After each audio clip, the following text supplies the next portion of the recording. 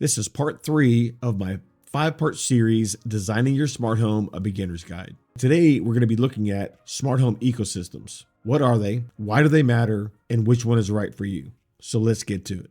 First, let's do a real quick recap. In the first video, which you can watch here, we talked about defining your vision for your smart home. And there's 2 questions that I want you to answer in that video. Why do you want a smart home? And what do you want your smart home to do for you? In part 2, which you can watch here, we talked about prioritizing your needs, identifying your essential smart home features, and establishing a budget. So if you haven't watched those videos, you might want to go back and check them out, kind of get caught up, because this one here, part 3, is just going to be an extension of those. And the ecosystem is just as important as the devices themselves. As a matter of fact, as we're going to see, the ecosystem will a lot of times determine the type of devices that you're going to want to actually buy. Hey, don't forget to hit that thumbs up if you're enjoying this content. I sure do appreciate it. And go ahead and hit that bell icon so that way you can catch when I post part 4 and part 5. So let's answer the first question. What are smart home ecosystems? The ecosystem is basically the overall infrastructure of what you're going to be using. Like, for example, let's take Google, which is the Google Home / Assistant. That's an ecosystem that you can go into if you are an Android user, you already have a Gmail account, and you want to use a lot of the Google smart home products like the hubs and the things that they offer. Then there's also the Amazon Alexa. Last but not least is the HomeKit. HomeKit is Apple's ecosystem and infrastructure for their smart home devices. And it only works with iOS. So you can use your iPad and your iPhone. So like Google is Android only, HomeKit is Apple only, but Amazon Alexa can be used on both platforms. So I don't want you to get too overwhelmed with maybe like not sure what to choose, because we're going to kind of get into some of the more specifics about how you're going to narrow down what it is that you need to use. And of course, why does an ecosystem matter? Well, it matters because there are some products, like for example, in HomeKit doesn't support certain components or devices.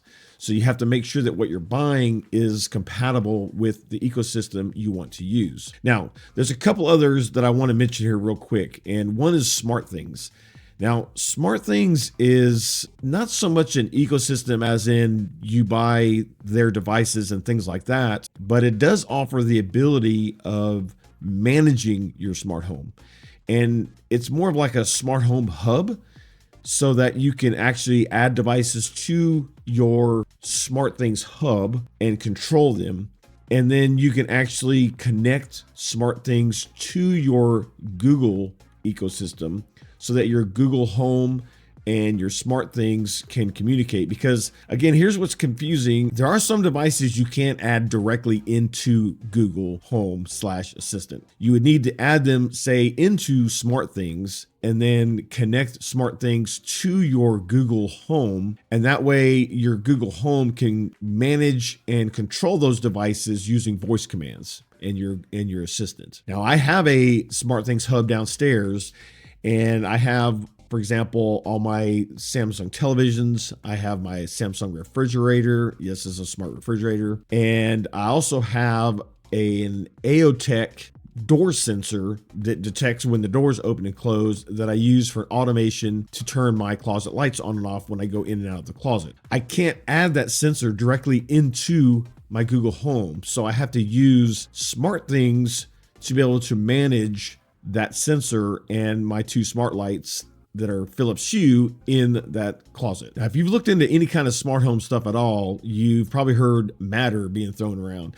Matter is another protocol like Wi-Fi, Bluetooth. It's just a networking protocol that allows devices to communicate within your house. And it can be used as a local type communication where it does not have to go out to the cloud to actually talk and communicate. Both the SmartThings and Google Home are Matter capable, and also the Amazon Alexa devices are Matter capable. For example, I don't have any kind of Echo devices, but my Samsung refrigerator is actually an Amazon Alexa hub, and it's Matter capable. So it can actually be used to control my devices if I were to use the Amazon Alexa ecosystem, which I don't.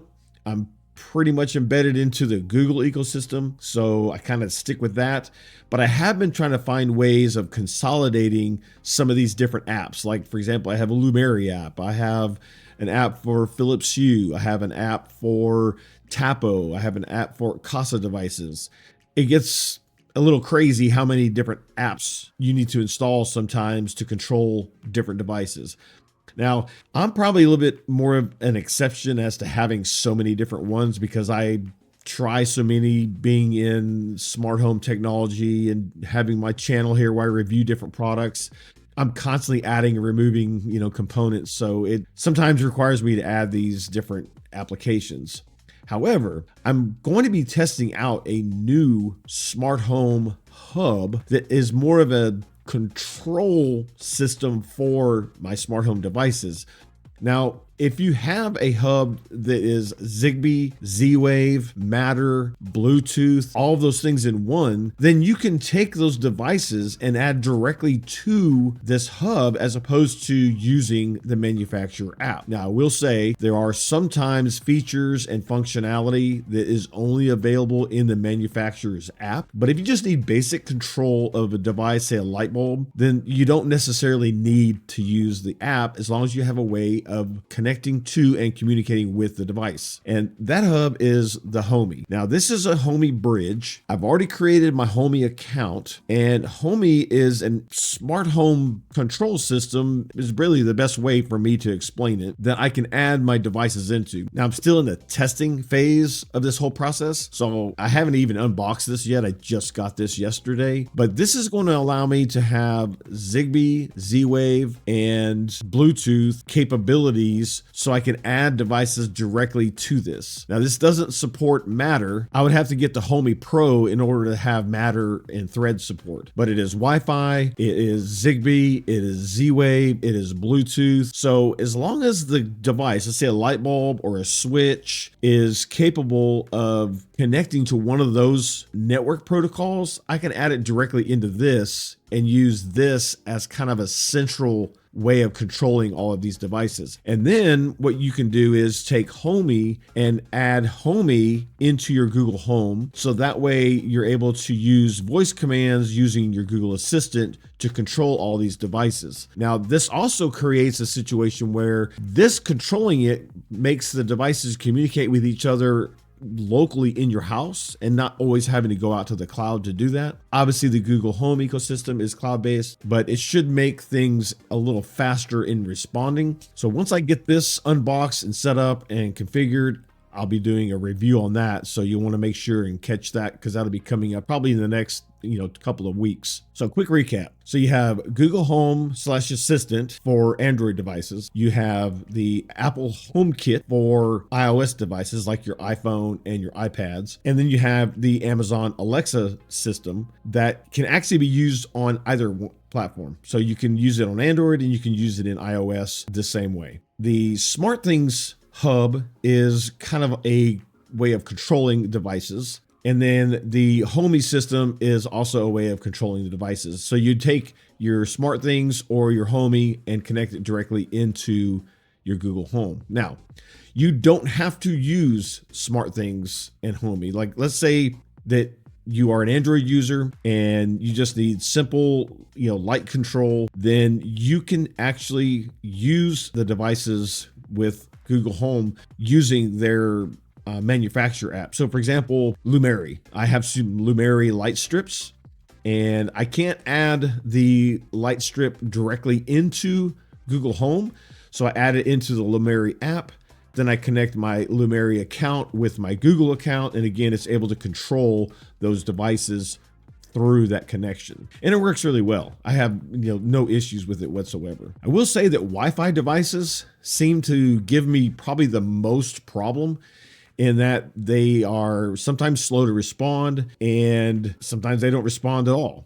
So I try to stick to components that use either the Zigbee or Z-Wave or something like that. But again, you would need to have those connected directly to the app or another device to be able to control them, because Google Home and their hubs do not support Zigbee and Z-Wave. Yes, I know I say I'm going to simplify your smart home, but trust me, it's not as complicated as it all sounds, because once you figure out exactly what you want to do, you just kind of go down that same path and you don't start mixing up all the different components like I do. But again, because I want to give you so many different options and I want to review different things, I have all these different things that I'm testing and connected to my house. Now, I do not have any Apple products at all. I'm going to link in the description a channel for another smart home reviewer that all he does is the Apple HomeKit. And I've been actually following him for a long time. I really like the way he does his videos. I like the products he uses. His house is set up like amazing, and he does great tutorials. So if you are an Apple user, I would highly recommend you go check out his channel. His name is Shane Watley, and he does a fantastic job. I just don't want to try to give you advice on an ecosystem and products that I don't use and I can't test. He will be able to answer all your questions. He has a ton of great videos out, and I'm sure you could probably hit him up in comments, maybe send him an email, and he'd be happy to answer some questions for you. However, if you are an Android user, I can definitely give you all the information you need, and I can definitely help you get your smart home set up, because that's what I have. So I have my S23 Ultra, and I've been an Android user for a long time. I've been a Google Home user for a long time. That's the system I started with, and that's a system I continue to use. I will say that Google has actually made a lot of improvements over the years in giving you advanced features and capabilities, and they're constantly adding new manufacturers where you can connect their ecosystems to Google Home to be able to control their devices. So it's a great option to have. But if you are an Apple user, go check out Shane Watley. If you are an Apple user and let's say you want to use the Amazon Alexa system, you can do that, no problem. You download the Amazon Alexa app, you buy the Alexa hubs, and then you can buy, for example, like Zigbee and Matter devices that you can connect directly into Amazon Alexa, and it works pretty well. But let's focus on Google here for just a moment. So if you're just looking for simple functionality for turning lights on and off and things like that, no problem. You can really create a very simple scenario. So let's say you buy a Google Home Hub. They actually have a tablet that you can use, or you can use the hub, which you can see here. I actually have a hub here on the desk. I have a hub in the kids' room. I have a hub in the spare bedroom. And then I have a hub max in the kitchen. I have a hub max in the master bedroom. The hub max just has a bigger screen, better speakers. And the smaller hub works the same, but it doesn't have a camera. The Hub Max has a camera because we do a lot of video chatting with our grandchildren using Google Meet. But if you're not wanting to do any video chatting, these little smaller hubs work fantastic. They give you a nice screen. You can have, weather. You can have all your smart home components where it's controllable via touch. So it's a great feature. They also have just some standalone speakers that you can have that have no screen, but it still gives you the Google Assistant voice command and control functionality. I personally like the hubs because I like to have certain photo albums shown on the hub when it's not really doing anything else. I really like to look at the pictures kind of as I'm walking around the house, and it just adds a nice touch in my opinion. So you're using Google Home, you have a hub, whether it be just a speaker or the actual hub with a screen, and you want to be able to add some lights and some switches to turn lights on and off. So you can then use like TP-Link or Tapo, Casa. You can get a light switch. You can get their smart light bulbs. You can then get like motion sensors for like presence sensing. And that way, so for example, when you walk into a room, if you want those lights to come on when you walk into that room, it will know you're there, turn the lights on. When you leave, you can set an automation to where it shuts it off in a certain period of time, or maybe as soon as it doesn't detect any more motion, then it turns the lights off. I have my automation where I have a motion sensor from Philips Hue. Now, Philips Hue is another great brand. Let me just say that real quick. The Philips Hue system is fantastic. I love my Philips Hue lights. They are more expensive than some of the other brands, however. They just work. They have their own hub that you buy with their smart lights, their light strips. They have motion sensors. They have switches you can put on the wall. They even have security cameras now that they're getting into. And one nice thing about the Philips Hue system, because they have their own hub, it doesn't rely on Wi-Fi to communicate. And you just simply add all your devices into your Philips Hue account /hub, and then you connect your Philips Hue account to your Google Home account, and then you're able to manage all of those Philips Hue devices via voice control. And they just work. I have had zero issue with any of my Philips Hue systems at all. They just work fantastic. So I have a Philips Hue motion sensor that is under the master bed. And so when my wife gets up at night to go to the kitchen, let's say she wants to get a glass of water or whatever she's doing, then it'll turn a light on that's under the bed. It'll turn a light on that's in the hallway, and it'll turn a couple of Philips Hue light strips on that are sitting on the counters in the kitchen. And I set it to where when they turn on, they're not like max brightness. They just come on as a dim.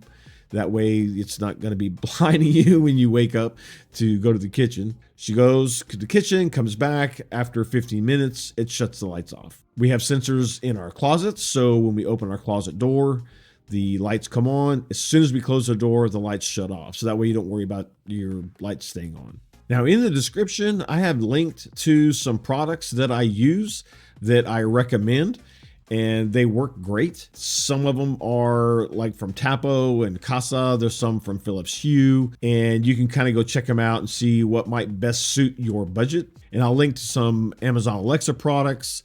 I'll link to some Google Home products for you to get the hubs. But I can tell you, if you're an Android user of any smart Android phone, it doesn't matter if it's Samsung, if it's Google, if it's Sony, doesn't matter who it is, I would recommend using the Google Home ecosystem. It's just super easy. You already have a Gmail account because you have to have a Gmail account to sign into your phones. That way you can use the same account to control your smart home. You want to make sure and configure your account to use two-factor.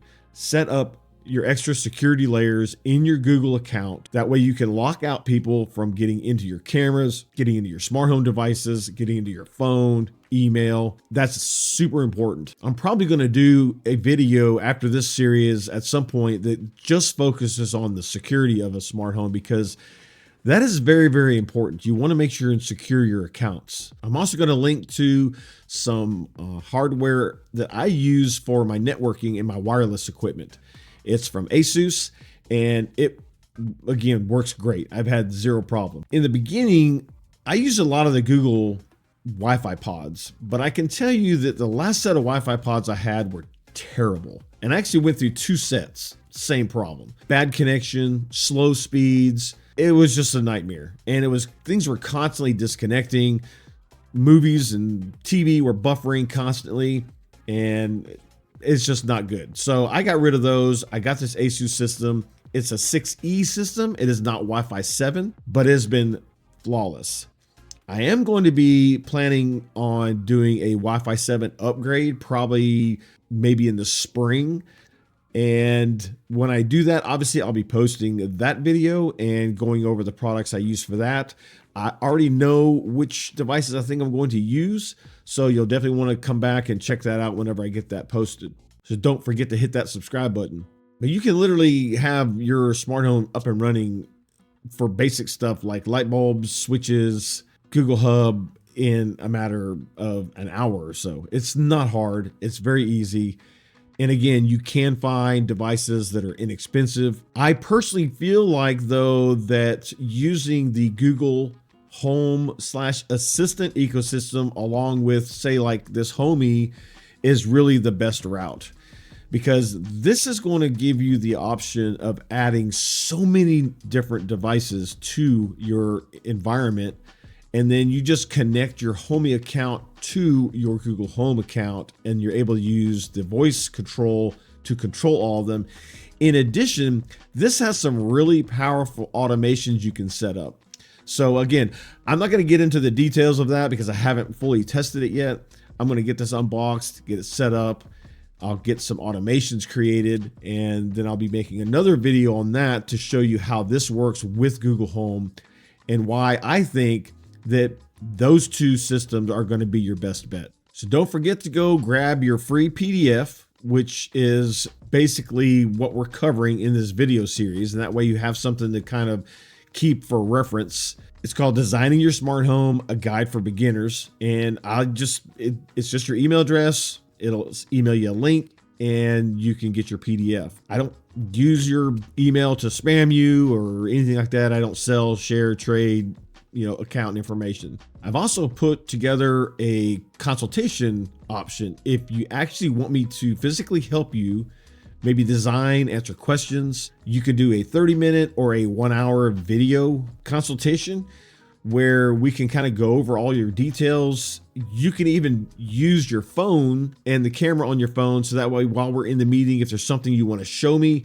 like you have a question about a specific area of your home that you want to determine like what's best here, what's best there, I can do that. So some information is below on that as well. So if you feel like that's something that you might want to do, then you can click those links and kind of walk through the process of buying, whether you want a 30-minute or an hour. Then there's an option of scheduling it. If you have any questions, hit me up in the comments, let me know, shoot me an email on my contact form on my website. It's also going to be linked. And if you haven't seen it, make sure you go check out the second video in this series, and we'll see you next time.